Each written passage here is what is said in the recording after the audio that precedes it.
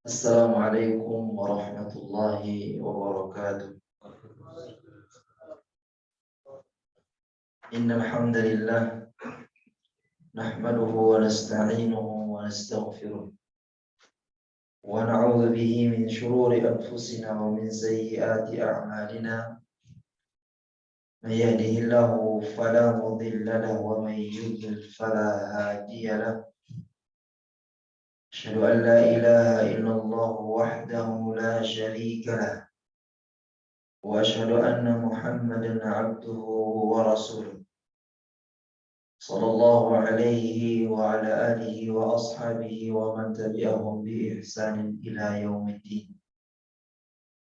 Puji syukur kita panjatkan kehadirat Allah Subhanahu wa taala atas segala limpahan nikmat yang Allah telah berikan kepada kita semua, sehingga pada kesempatan ini alhamdulillah baru saja kita selesai melaksanakan sholat subuh berjamaah.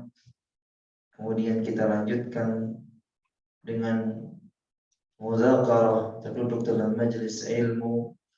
Kita mohon kepada Allah Subhanahu wa taala agar senantiasa kita selalu diberikan rahmat serta keberkahan dan selalu kita mendapatkan keridhaannya dalam setiap langkah-langkah kita. Salawat dan salam semoga selalu tercurahkan bagi Nabi besar kita Muhammad sallallahu alaihi wasallam serta para keluarganya dan para sahabatnya dan orang-orang yang senantiasa mengikutinya hingga hari kiamat. Bapak Ibu rahmati Allah Subhanahu wa taala, pada kesempatan ini kita akan melanjutkan pelajaran kita, pembahasan kita pada pertemuan yang lalu, bagaimana tentang ketika seseorang datang ajalnya, bahwa syaitan akan selalu hadir ketika seseorang dalam keadaan sakaratul maut. Maka pada kesempatan ini pembahasan kita yang selanjutnya adalah ma yakunu ba'da qaudur ruh, apa yang terjadi setelah ruh dicabut. Namun sebelum itu kita coba kembali kepada firman Allah Subhanahu wa taala di dalam surah Ali Imran ayat 185. Allah Subhanahu wa taala berfirman, kullu nafsin dha'iqatul maut. Setiap yang berjiwa atau setiap yang bernyawa pasti akan merasakan yang namanya kematian. Pasti, dan ini adalah janji Allah Subhanahu wa taala. Wa innama tuwaffawna ujurakum yawmal qiyamah. Dan kalian akan diberikan balasan pahala kapan? Nanti di hari kiamat. Makanya sampai saat ini setiap ibadah yang kita lakukan, apapun ibadah yang kita lakukan, belum kita rasakan yang namanya mendapatkan pahala sebagaimana kita merasakan ketika bekerja keras. Setiap bulan kita dapatkan gaji, jelas pekerjaan kita, dan mendapatkan dukungan dari orang-orang sekitar kita. Semakin bagus pekerjaan yang kita lakukan, ada tambahannya. Itu yang kita rasakan di dunia dalam pekerjaan kita. Namun sekarang ini Allah merahasiakan bentuk pahala itu bagaimana? Tidak ada yang tahu. Wa innama tuwaffawna ujurakum yawmal qiyamah. Karena kalian akan dibalas, kata Allah Subhanahu wa taala, dengan berupa pahala nanti di hari kiamat. Sedangkan hari kiamat ini juga Allah rahasiakan semuanya. Kita tidak tahu kapan akan terjadi hari kiamat. Kemudian poinnya adalah faman zuhziha 'anil nar. Barang siapa yang diselamatkan dari api neraka jahanam, wa udkhilal jannah, dan dimasukkan ke dalam surga, faqad faz, maka sungguh dia telah beruntung. Wa mal hayatud dunya illa mata'ul ghurur. Tidaklah kehidupan dunia ini melainkan hanya tipu daya semua. Jamaah sekalian rahimani wa rahimakumullah, Di satu poin ayat ini kita menarik kesimpulan bahwa kita semua pasti akan merasakan yang namanya kematian. Dan sekarang ini saatnya sedang kita berjuang, sedang kita beramal di atas muka bumi ini. Namun amalan kita ini belum diperlihatkan oleh Allah Subhanahu wa taala balasannya. Jadi sekuat apapun kita ibadah sekarang ini, kalau belum kita lihat bentuk balasan amalan kita, ya terkadang yang namanya manusia, terlebih syaitan, bersikeras untuk menggoda kita. Yang akan timbul pada diri seseorang tersebut adalah ada rasa jenuh, ada rasa bosan. Dan ini adalah ujian. Kita diuji oleh Allah Subhanahu wa taala, bentuk rasa dari bosan apalagi kesibukan. Maka di antara orang-orang yang mendapatkan ujian bukan hanya merupakan musibah saja. Dia mendapatkan musibah sakit misalnya, ya, atau jatuh miskin misalnya. Enggak.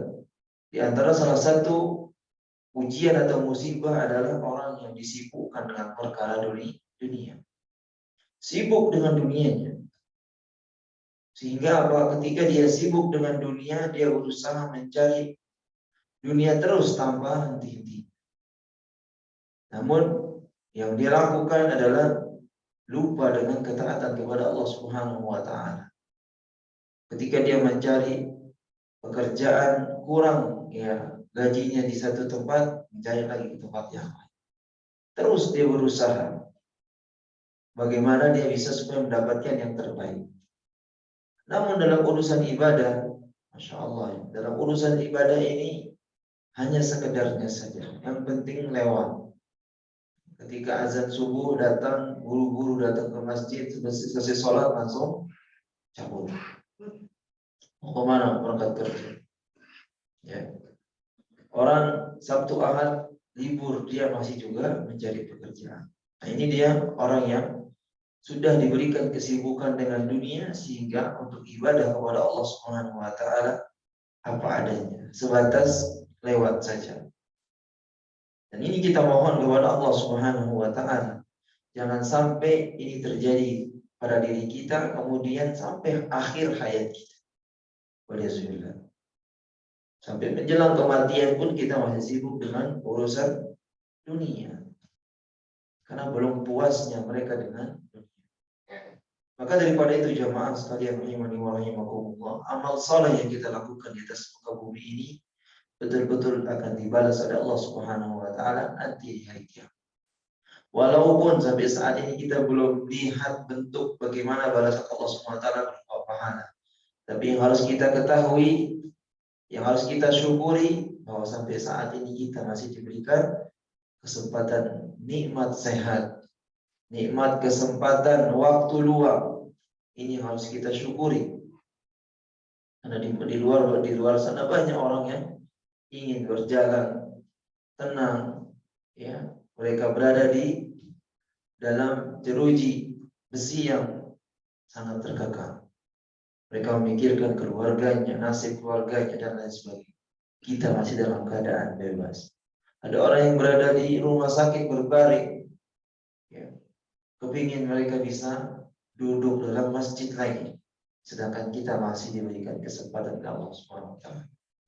Diberikan kesempatan waktu untuk memperbanyak amal saleh kita. Entah mana yang diterima oleh Allah Subhanahu wa taala, tapi terus kita beribadah kepada Allah Subhanahu wa taala. Maka ini jelas menunjukkan kepada kita wa innama tuwaffawna ujurakum yaumal qiyamah.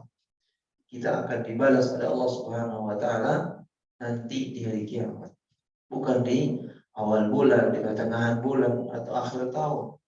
Tidak. Kita akan dibalas oleh Allah Subhanahu wa taala di hari kiamat. Persoalan tentang bagaimana seseorang nanti setelah dicabut rohnya dari jasadnya, inilah yang akan jadi pembahasan kita pada pagi hari. Qala al-mu'allif hafizahullah ta'ala ma yakunu ba'da qabd ruh. Apa yang terjadi ketika seorang sudah dicabut rohnya dari jiwanya? Yang pertama adalah subulatu khuruju nafsil abdil mu'min. Adapun orang-orang yang beriman, mereka ketika setelah dicabutnya ruh dari jiwanya atau dari jasadnya, akan ada kemudahan, kelembutan, ketenangan. Jadi para malaikat itu mencabut nyawa orang-orang yang beriman ini dengan betul-betul kasih sayang, dengan kelembutan, dengan ketenangan. Inilah harapan kita. Nanti di akhir hayat kita tidak tahu bagaimana kondisi kita, namun tetap kita memohon kepada Allah. Karena akhir hayat ini tidak ada yang tahu bagaimana keadaan kita. Tidak ada yang tahu. Mau sebesar apapun amalan soleh kita hari ini, Nabi saja merasakan sakitnya luar biasa dalam keadaan sakaratul maut. Sakit luar biasa. Ya, jadi orang-orang yang beriman mereka akan mendapatkan kemudahan ketika mereka dicabut nyawanya dari jasadnya. Wa adzabul kafir bisababi su'ubati khurujiha. Adapun orang-orang kafir di saat dicabut nyawanya saja dia sudah merasakan azab, sakitnya luar biasa. Tidak bisa kita sebutkan sakitnya bagaimana, karena kita lihat di sekeliling kita ada juga orang-orang kafir yang meninggal dunia, rupa wajahnya biasa-biasa saja. Rupa wajahnya biasa-biasa saja. Bahkan yang meninggal siapa namanya yang Putri Elizabeth, ya yang perempuan biasa-biasa saja dari nampak wajahnya. Ya, tapi kita tidak tahu bagaimana akan menjadi siksaan nanti setelah dia dimasukkan ke dalam liang lahatnya, atau bahkan ada yang dibakar seperti orang-orang Hindu, mereka membakar jasad. Makanya ini siksaan ketika dicabut nyawanya saja mereka sudah merasakan sakitnya luar biasa. Namun nampak dari kelihatan yang kita lihat secara nyata biasa-biasa saja. Namun rasa sakitnya yang merasakan adalah mereka sendiri. Kemudian yang kedua, nafsul mu'min takhruju rashan, yang mana jiwa seorang mukmin ketika dicabut nyawanya dia dalam keadaan berkeringat. Ini salah satu tanda husnul khatimah, ya, yaitu apabila kita lihat keringatnya ada di keningnya, ini menunjukkan tanda dari husnul khatimah. Wa nafsul kafir takhruju min sidqihi. Adapun jiwa orang kafir itu ketika meninggal dunia, dia ditarik dari ujung geraham, gigi geraham.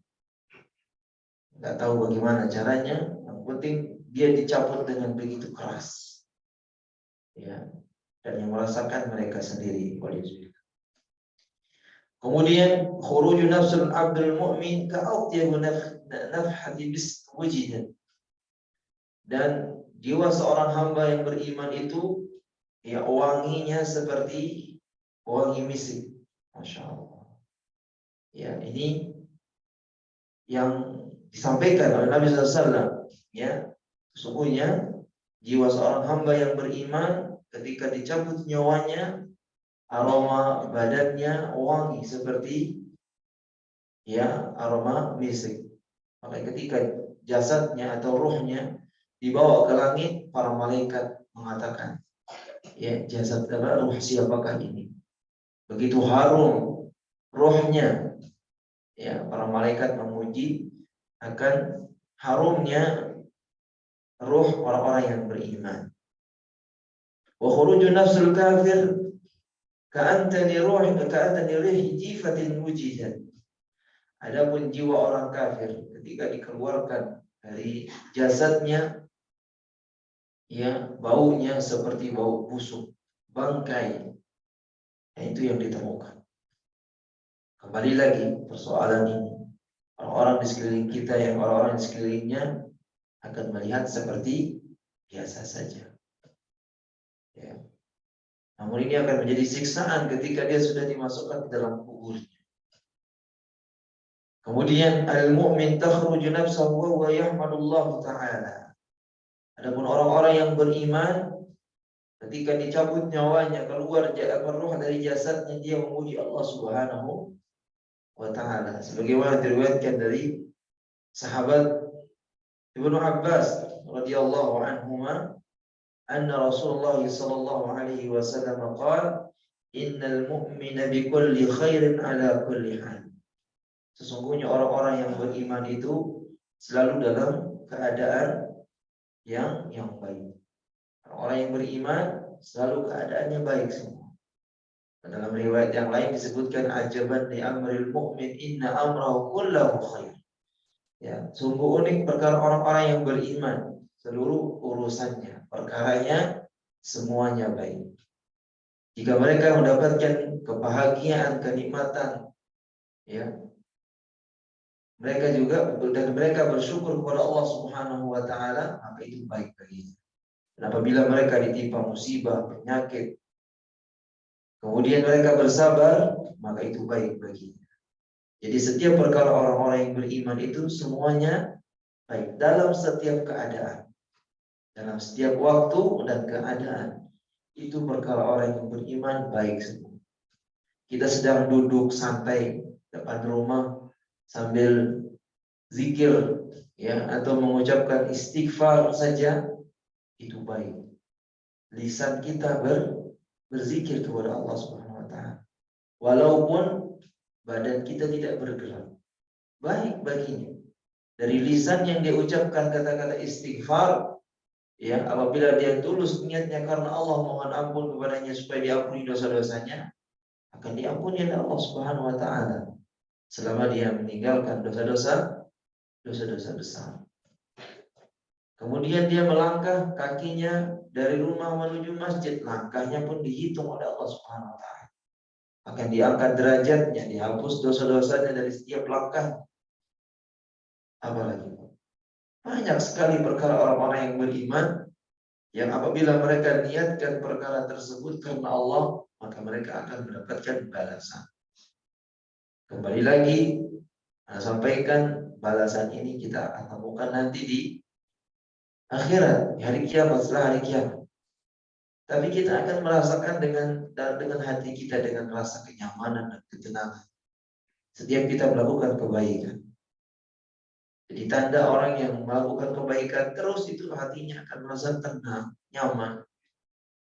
Namun sebaliknya, jika seorang melakukan keburukan, dosa, maksiat, akan ada gejolak dalam hatinya. Maka Nabi SAW sebutkan, wal ithmu ma haka fi qalbihi wa karihta an yattali 'alaihi nas. Ketika seseorang melakukan dosa, itu akan bergejolak dalam hatinya. Dan dia tidak mau diketahui oleh orang lain. Takut ketahuan orang lain. Dia melakukan suatu dosa, kemudian ditahu orang lain, akan semakin khawatir, akan ada rasa malu, ya, akan ada rasa tidak tenang dalam diri. Jadi setiap perkara orang-orang yang beriman dalam setiap waktu dan setiap keadaan, mereka, ya, keadaannya baik semua. Inna nafsahu takhruju min bayni jambayhi. Sungguhnya jiwanya akan keluar dari sisinya. Maksudnya Allah SWT akan mengeluarkan jiwa orang-orang beriman ini ketika mereka berbaring dengan keadaan baik. Wa huwa yahmadullah azza wa jalla, dan dia memuji nama Allah Subhanahu wa taala. Dan kita dianjurkan dan sangat dianjurkan orang-orang yang ada di sekitar dalam keadaan sakaratul maut untuk membimbing, ya, orang tuanya, saudaranya, ya, istrinya atau anaknya, membimbing untuk mengucapkan kalimat tauhid, ya, syahadat la ilaha illallah. Terus dibimbing dengan pelan-pelan, jangan dipaksa. Ketika kita sudah mendengar ucapan itu, diamkan sejenak. Ternyata dia masih bernapas, dalam jeda waktu dia mengucapkan yang lain. Misalnya setelah dia mengucapkan kalimat la ilaha illallah Muhammadar Rasulullah, ada jeda, kemudian dia, saya mau minum, ya, misalnya kasih dia minum. Setelah itu talqin lagi. La ilaha illallah Muhammadur Rasulullah. Karena jangan sampai yang menjadi akhir katanya tadi kata-kata saya mau minum itu langsung meninggal dunia. Ya bukan berarti dia berdosa, tidak, tapi yang kita inginkan yang menjadi akhir ucapannya adalah la ilaha illallah. Walaupun tadi dia mengucapkan hal itu, terus kita bimbing dengan pelan-pelan. Jadi orang yang beriman akan selalu memuji Allah Subhanahu wa taala walaupun dalam keadaan sakaratul maut. Kemudian yang selanjutnya, idza qabida ar-ruh tabi'ahu al-basar. Ini sering kita lihat ketika seorang dicabut nyawanya, matanya terbelalak menghadap ke atas. Ini karena mengikuti arah dari rohnya ketika dicabut. Jadi ketika dicabut rohnya seseorang dari jasadnya, matanya akan mengikuti arah dari cabutan rohnya. Liqauli sallallahu alaihi wasallam, innar ruha idza qabida tabi'ahu al-basar. Sesungguhnya roh apabila dicabut roh itu, mata pun akan mengikutinya. Ada orang yang melotot ketika kita lihat kita dalam keadaan meninggal dunia, matanya melotot, terbelalak, ya, kelihatan sangat serem sekali. Tapi jangan kita ambil kesimpulan oh dia penghuni neraka. Tidak boleh. Kita sebagai manusia biasa tidak boleh menentukan, ya, mana yang menjadi akhir, ya, kembalinya seorang yang meninggal dunia. Entah dia neraka atau surga, tidak bisa kita tentukan semua. Karena Allah Subhanahu wa taala sendiri yang memiliki catatan dari masing-masing hambanya. Kita tidak tahu juga dari amalan yang kita lakukan akan ada mungkin diampuni oleh Allah Subhanahu wa taala. Pernah saya sampaikan, ya, tentang hadis bitaqah. Hadis bitaqah ini adalah orang yang mengucapkan kalimat la ilaha illallah dan itu dia ikhlas karena Allah Subhanahu wa taala. Tapi dosanya sejauh mata memandang. Kesalahannya begitu banyak. Tatkala diperlihatkan oleh Allah Subhanahu wa taala nih, rupa kesalahanmu, rupa dosamu, apa yang kamu harapkan untuk bisa menebus dosa-dosa? Tidak ada, ya Allah. Saya tidak punya amal kebaikan. Pasrah dia. Tetapi karena kasih sayang Allah Subhanahu wa taala yang begitu besar, tidak, kamu punya satu amalan. Yang amalan ini diperlihatkan ternyata cuma la ilaha illallah. Ketika ditimbang di mizan ternyata ya semua dosa-dosanya tadi kalah beratnya dengan satu kalimat la ilaha illallah. Masya Allah. Allah ampuni dosanya sehingga dia masuk surga. Kita nggak tahu, makanya kita tidak boleh menentukan hasil dari kejadian yang kita lihat, ya, pada saat seorang meninggal dunia.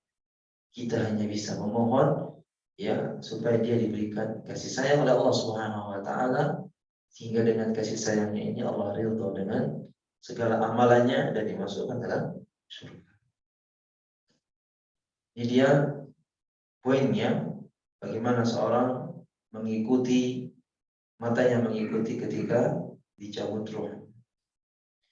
Kemudian berikutnya istiftahul malaikah lis samawati kulliha. Yang mana para malaikat membuka pintu-pintu langit.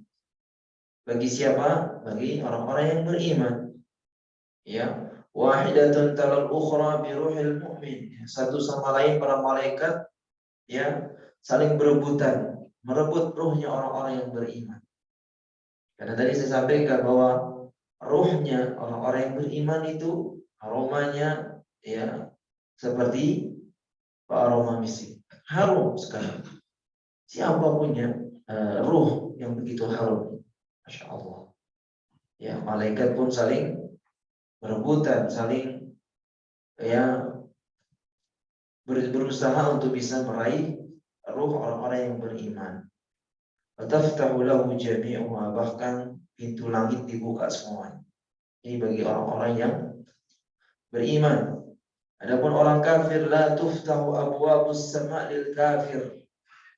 Adapun orang-orang kafir tidak akan dibukakan pintu langit oleh Allah Subhanahu wa taala.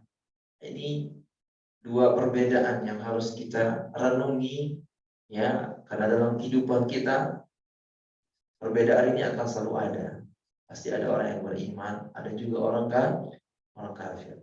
Ada orang baik, ada orang jahat. Ada orang kaya, ada orang miskin. Ada orang dermawan sekali, ada orang yang sangat pelit sekali. Akan selalu kita hadapi dua ya perbedaan ini.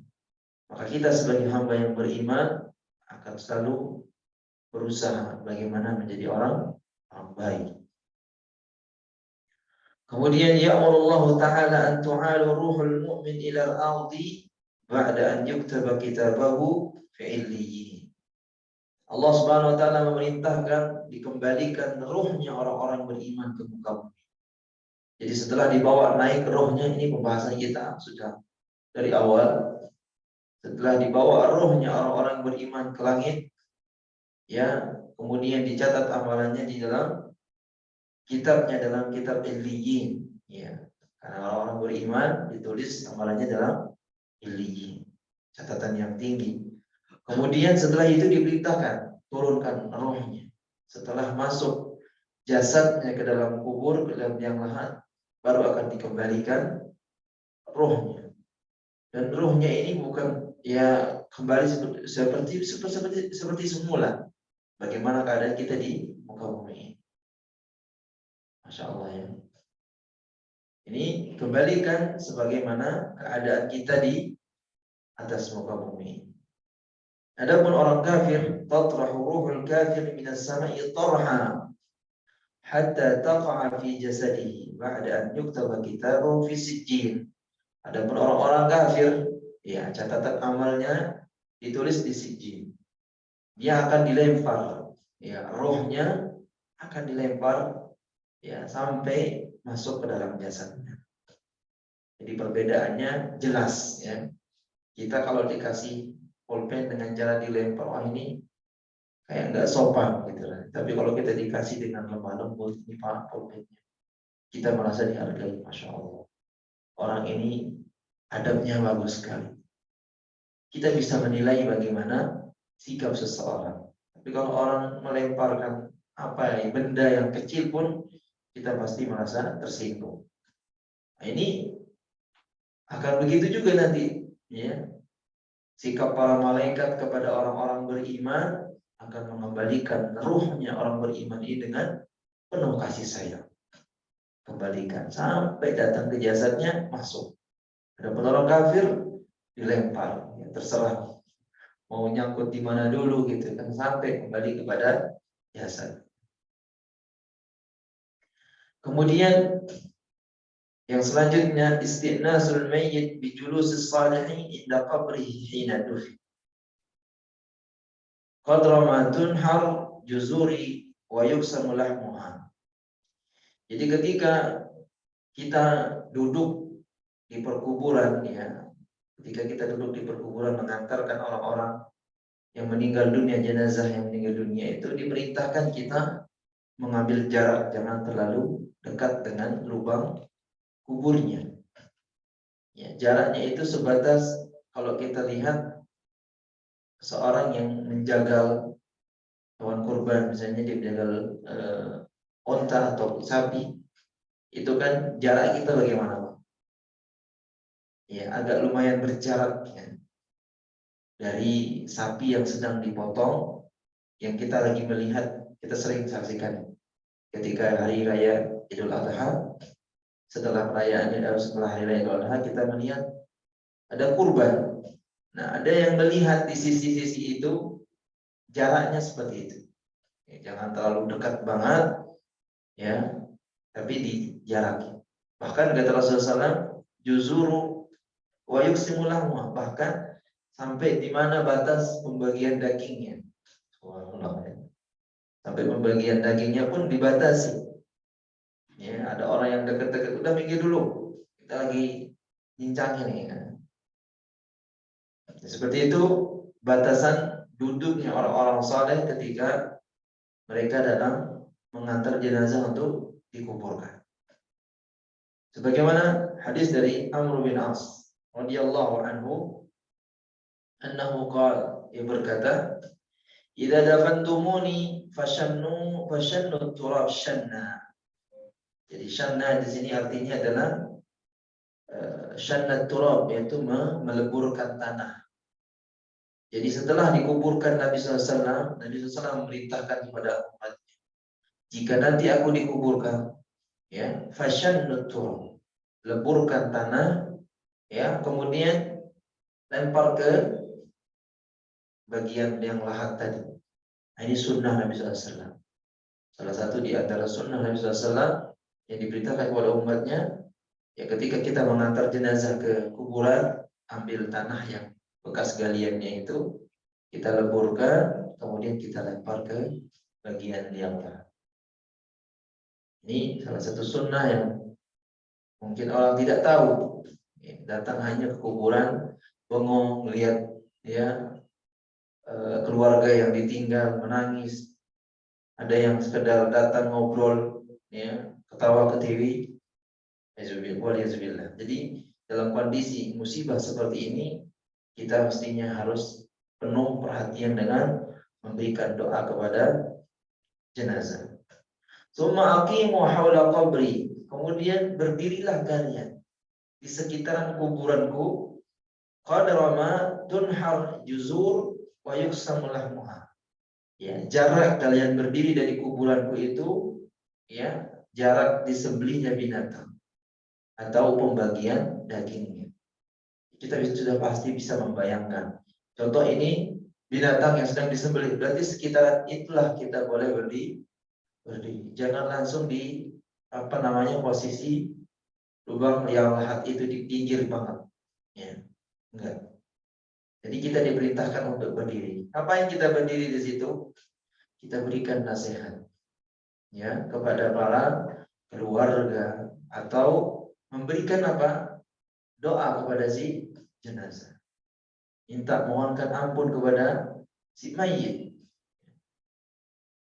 Kata Rasulullah SAW, hatta asta'nisu bikum wa anzur madza uraji bihi rusul rabbi, sampai aku merasakan kalian, ya, Nabi SAW akan jasad orang yang sudah dikuburkan itu akan merasakan.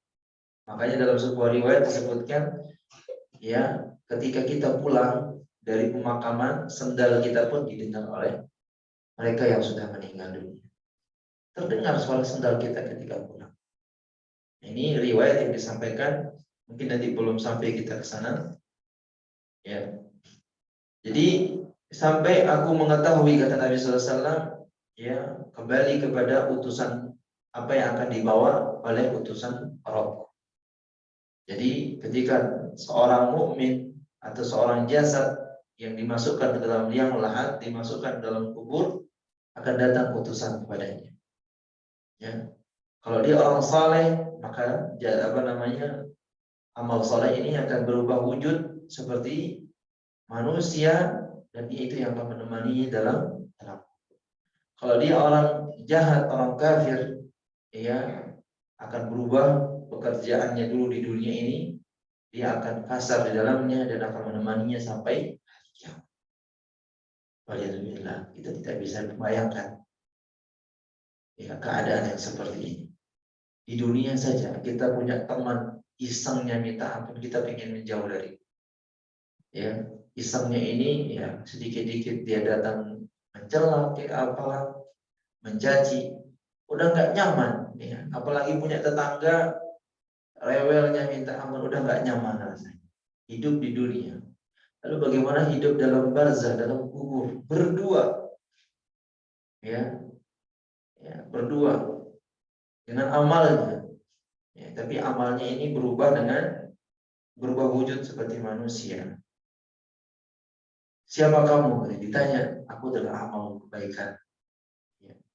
Jadi dia itu yang akan menemani sampai hari kiamat. Dan hari kiamat tidak ada yang tahu kapan yang akan terjadi.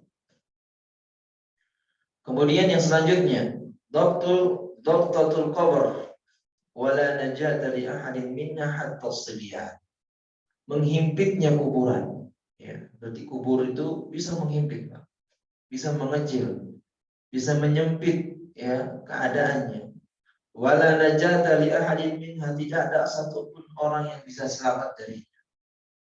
Makanya kalau kita bongkar kubur, kenapa kita temukan tulang belulang? Habis semuanya. Ya, jasadnya habis semuanya. Itu karena kuburan itu menghimpitnya. Hatta sibyana, sampai anak-anak kecil pun akan mengalami itu semua. Ya, sebagaimana Nabi SAW bersabda di qauli SAW, inna lil qabri dhaghta. Sesungguhnya kuburan itu akan menghimpit. Falau naja aw salima ahada minha. Walaupun ada di antara mereka yang selamat. Jadi enggak semuanya kuburannya menghimpit, ada yang diselamatkan. Ketika kita lihat bongkar kuburnya, ternyata jasadnya masih seperti baru dikubur. Ya, masih disentuh kulitnya juga masih utuh. Ada ini yang diselamatkan oleh Allah Subhanahu wa taala. Falau naja aw salim ahadun minha lanaja Sa'ad bin Mu'az. Ya, kalau sekiranya orang selamat ya dari himpitan itu, maka Sa'ad bin Mu'az juga akan selamat dari himpitan kubur. Kenapa Sa'ad bin Mu'az disebut di sini? Karena ceritanya Sa'ad bin Mu'az dia meremehkan hadis tentang berkaitan dengan kencing yang berdiri. Ya, dia meremehkan hadis itu sehingga pernah kita dengar hadis Nabi SAW, innahuma la yu'adzaban wa ma yu'adzabani fi, sesungguhnya dua jenazah dalam kubur ini sedang disiksa. Ya, karena dua sebab. Yang pertama, innahuma la yastatiru minal baul. Yang satu, tidak, kalau dia kencing itu tidak bersih. Ya, asal-asalan. Cebokannya cebok, bahkan ada yang tidak cebok. Selesai kencing udah langsung dimasukkan. Ya, enggak bersihin dulu pakai air kayak atau apa, enggak. Kita temukan orang-orang di pinggir jalan buka pintu mobilnya lagi ngapain. Kelihatan botol warna kuning. Ya, itu tukang-tukang tahulah Bapak mungkin sering melihat. Enggak perlu saya sebutkan. Bahkan di stasiun-stasiun yang padat yang penghuninya itu banyak sekali. Ketika kita masuk gerbang stasiun, baunya pesing. Ini bau kencing di mana, siapa ini? Banyak sekali. Apalagi terminal-terminal yang banyak dihuni oleh orang-orang yang seperti itu. Ya, karena padahal kamar mandi disediakan. Karena orang ini malas ke kamar mandi. Apa sih susahnya kamar mandi? Sekedar buang kotoran itu, ya. Kemudian dia bersihkan, kemaluannya selesai, enak, nyaman. Pakaian yang dia pakai bisa dipakai untuk sholat. Nah, ini kencing sembarangan, tidak cebok lagi. Setelah itu dimasukin kemaluannya, nanti dia nggak ingat itu perkara itu dia lakukan. Di luar mana mungkin. Tiba-tiba datang waktu sholat. Dia sholat pakai celana itu. Nah, ini sudah nggak sah sholatnya. Dan selama itu, selama hidupnya dia lakukan. Yang satunya lagi disiksa karena ya azimat, yang mana dia menyebutkan Allah Subhanahu wa taala. Percaya kepada azimat, satu benda yang mana benda ini dia berkeyakinan bisa mendatangkan keamanan, kenyamanan, bisa mendatangkan rezeki. Nah, ini waliyadzubillah, dia sudah menyebutkan Allah dengan hal yang kecil. Makanya dia disiksa dalam kuburnya. Maka Nabi SAW mengambil kelapa kurma ditancapkan ke kuburnya. Dan ini yang melakukannya hanya Nabi. Ya, hanya Nabi yang boleh melakukannya. Setelah itu tidak ada. Makanya kita lihat kuburan baki itu enggak ada daun-daun di atas kuburnya. Enggak ada yang ditancapkan pohon-pohon kelapa kurma, enggak ada. Karena yang tahu perkara yang terjadi di dalam kubur itu cuma Nabi SAW. Dan itu tahunya akan diwahyukan oleh Jibril alaihissalatu wassalam. Ini kita sekarang di kuburan Indonesia, Masya Allah, dikasih taman di atasnya, dikasih bunga, dikasih apa lagi. Apa tujuannya dikasih bunga? Supaya tenang, adem untuk kubur. Kalau kita tahu, coba kita gali. Ternyata isinya tulang belulang. Tenang dari mana? Siksaannya bentuknya bagaimana? Nah, ini dia alam gaib. Siksaannya tetap sampai hari kiamat, walaupun yang kita lihat sudah menjadi tulang belulang. Bagaimanapun, ya kita nggak bisa memikirkan itu. Kita bongkar kuburnya. Ini biasa-biasa aja. Itu pandangan kita. Tidak pernah akan diperlihatkan oleh Allah Subhanahu Wa Taala perkara yang gaib. Maka kata Nabi SAW, "Lau ta'lamuna ma a'lam, la baqaitum katsiran, wa la dhahiktum qalilan." Jika kalian tahu apa yang saya tahu, maka pasti kalian akan banyak menangis dan sedikit tertawa. Jadi tidak bisa kita prediksikan, oh ini biasa-biasa saja. Setelah dibongkar kuburnya, mungkin kita temukan tulang belulang. Ya, nggak bisa kita prediksikan. Lalu bagaimana caranya dia disiksa oleh Allah Subhanahu Wa Taala sedangkan sudah jadi tulang belulang? Wallahu a'lam.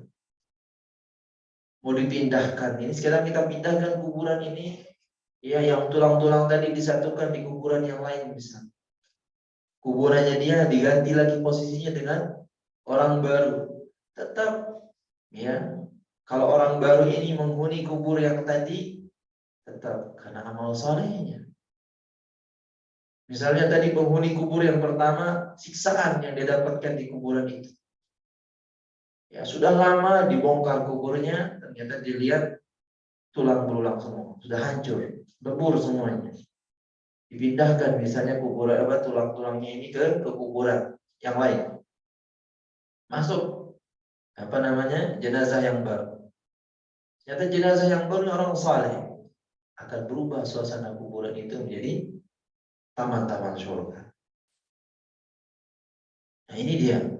Tidak bisa kita pungkiri, tidak bisa kita pikirkan bagaimana keadaan kehidupan di dalam barzakh.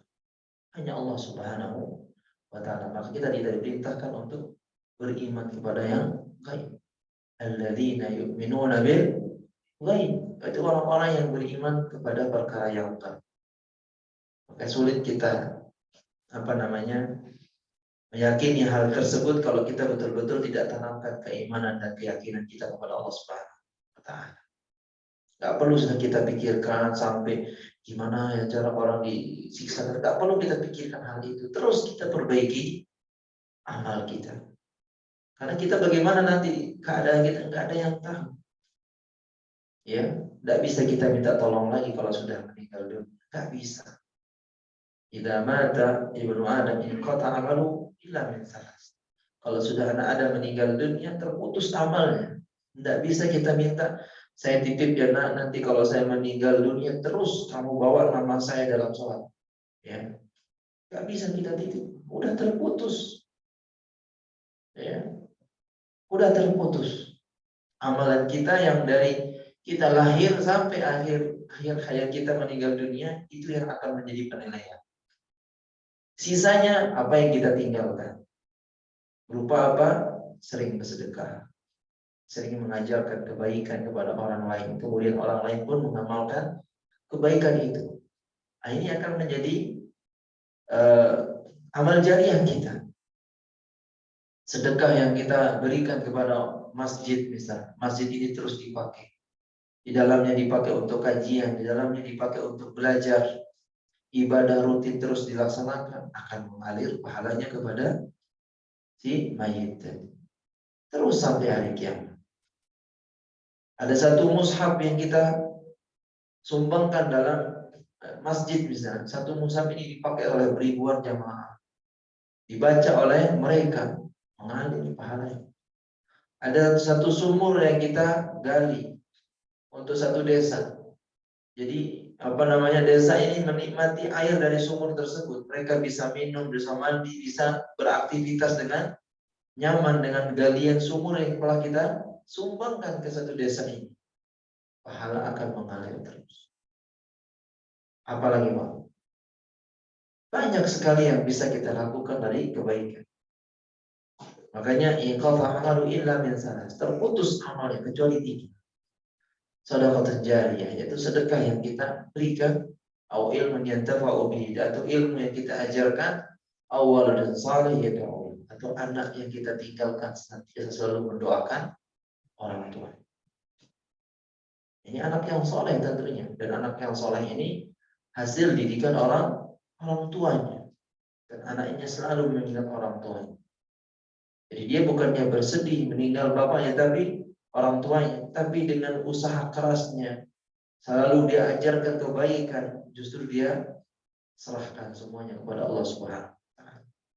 Karena yang akan menolongnya dan melindunginya siapa? Allah Subhanahu wa taala. Kita sebatas manusia, belum tentu bisa kita melindungi diri kita. Belum tentu. Kemarin terjadinya banjir bandang di mana Pak? Di Bogor. Begitu besar rumah yang dihuni, ada rumah yang hanyut, rusak. Bisa dia lindungi dirinya. Ada seorang ibu-ibu yang diangkat. Padahal yang menjadi lawannya cuma air. Cuman air yang setiap hari air ini dalam jumlah gelas kita bisa minum. Dalam jumlah ember kita pakai mandi.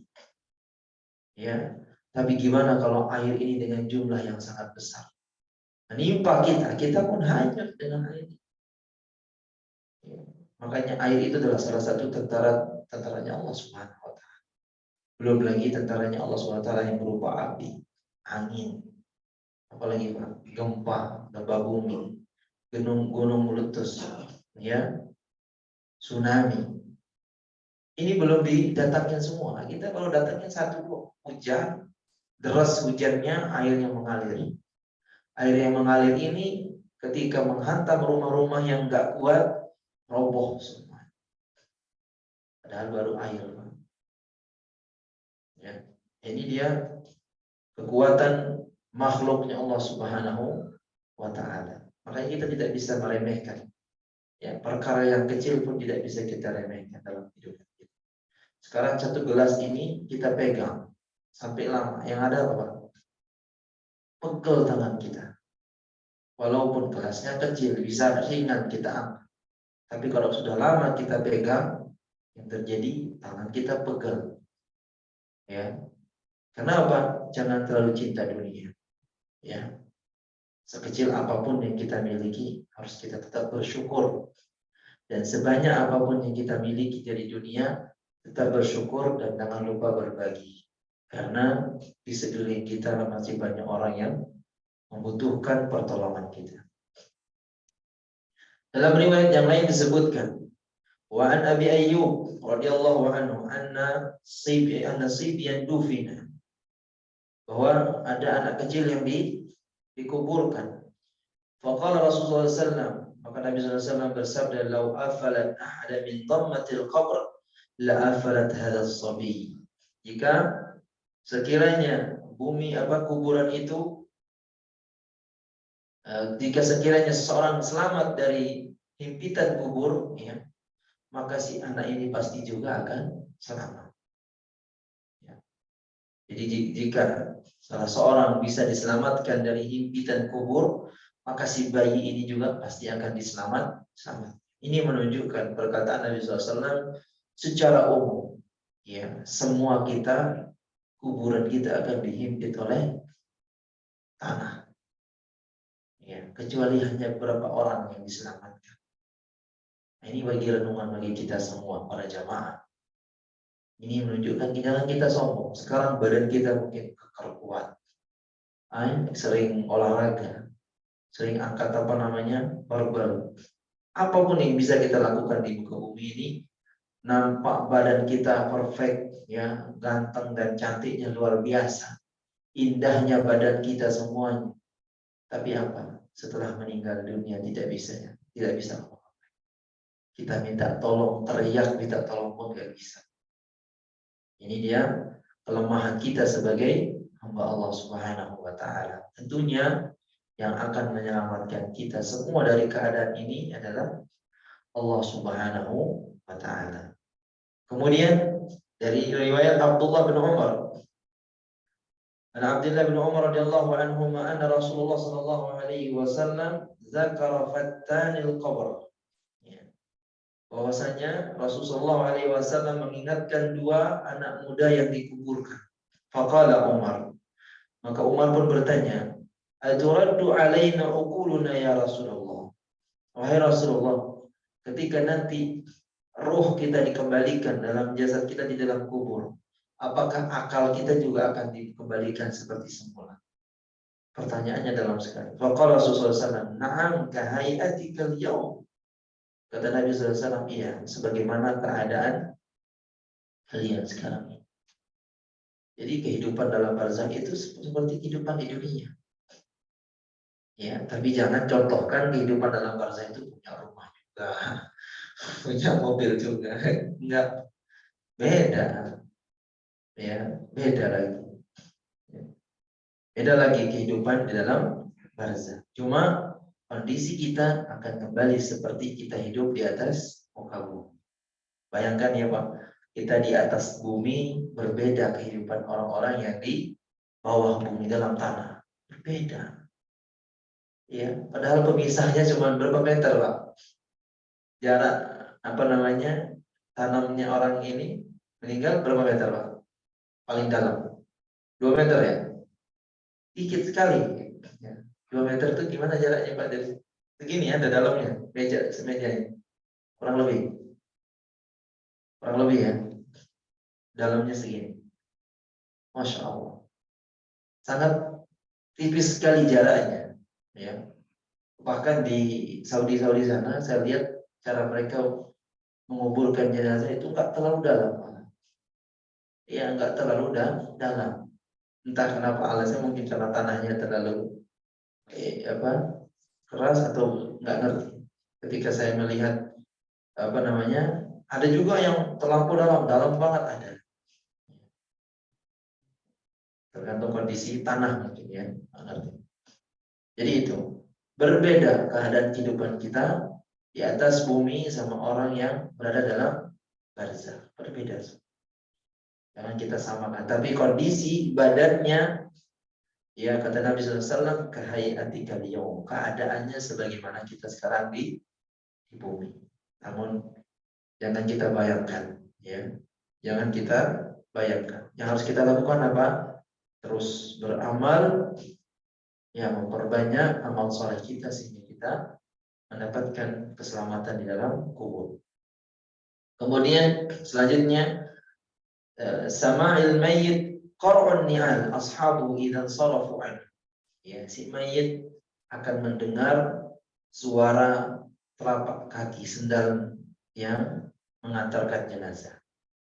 Ini menunjukkan berarti nggak berapa lama dari kita meninggalkan kuburan itu jasadnya sudah dikembalikan oleh Allah Subhanahu wa taala. Jadi meninggal dunia, ya, pagi meninggal dunia. Mau dikuburkan kapan? Biasanya habis zuhur ya. Berarti dari pagi dicabut nyawanya sampai masuk ke liang lahat. Setelah masuk ke liang lahat, rohnya akan diturunkan. Jadi sementara waktu itu rohnya di mana? Di langit. Kalau dia orang beriman, disambut malaikat, ya, disebut namanya yang paling indah. Ya, setelah masuk liang lahat, turun rohnya masuk ke dalam barzakh.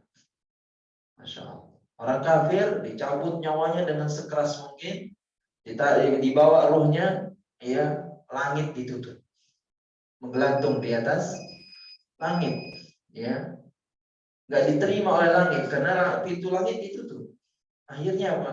Ya, satu-satunya solusi lempar aja sudah dari langit. Ya Allah.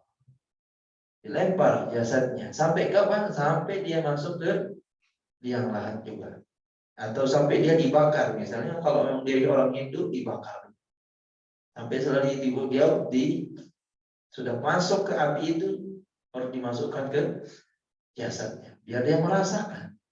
Ya. Karena kalau orang sudah tidak ada rohnya kan nggak merasakan apa. Setelah dikembalikan dia akan merasakan panasnya api, ya, himpitannya tanah. Jadi itu pun akan dikembalikan kondisi bagaimana kita hidup di bumi. Kemudian kita juga akan mendengar sendal ya orang-orang yang mengantarkan kita di kuburan. Ini memang sudah menjadi ya fitrah atau alam yang sudah ditentukan oleh Allah Subhanahu wa taala. Kemudian yang terakhir, mata yus'alul mayyit. Kapan mayit akan ditanya oleh malaikat? Ya beda'u su'alahu ba'dal faraq min ad-dafn. Ya. Jadi dimulai ditanya oleh malaikat ya setelah selesainya dikuburkan. Jadi sudah selesai ditumbuk tanah, sudah masuk tanah semua di dalam yang lahatnya, baru dia akan ditanya. Faqad kana Nabi sallallahu alaihi wasallam idza faragha min dafnil mayyit waqafa alaihi. Jadi setelah ditutup semuanya oleh tanah, Nabi sallallahu alaihi wasallam berdiri. Jadi berdiri ini untuk memberikan apa? Peringatan kepada kaum muslimin. Istaghfiru li akhikum. Mohon ampunkan untuk saudara kalian. Ya. Wasalu lahu tatsbit, dan mohonlah kepada Allah Subhanahu wa taala agar dia ditetapkan hatinya. Karena apa? Fa innahu an yus'al, karena sekarang sedang ditanya. Maka kita sering dengar kalau ada takziah atau apa, sabbataqallahu bil qauli tsabit. Semoga Allah Subhanahu wa taala menetapkan ucapanmu ya ketika kita ditanya oleh malaikat. Ya, ketika ditanya oleh malaikat, man rabbuka? Rabbi Allah. Wa man nabiyyuka? Ya, Rasul Muhammad nabi. Ya, Muhammad adalah nabiku. Kemudian apalagi wa madinuka? Dinul Islam. Ya, agamaku adalah Islam. Cuma 3 pertanyaannya. Ya, walaupun pertanyaannya sekarang udah dibocorin, kita nggak tahu bisa jawab atau enggak. Kalau ujian ya, kita dikasih soal, dibocorin soal, ya dikasih jawaban malah enak santai gitu, nggak perlu belajar, udah tahu soalnya, udah tahu jawabannya, nanti tinggal ya jawab aja, pertama keluar terus dari kelas. Tapi kalau kita dikubur ya yang akan menjawab semua itu adalah tergantung amal kita di dunia. Ini dia pembahasan kita pagi hari ini. Insya Allah pembahasan yang akan datang kita akan membahas tentang datangnya malaikat, ya kedua malaikat untuk bertanya. Wallahu taala a'la wa a'lam. Gak ada pertanyaan? Kalau nggak ada, kita cukupkan sampai di sini. Membaca paparatul majlis. Subhanakallahumma wa bihamdika asyhadu an la ilaha illa anta astaghfiruka wa atubu ilaik. Assalamualaikum warahmatullahi wabarakatuh.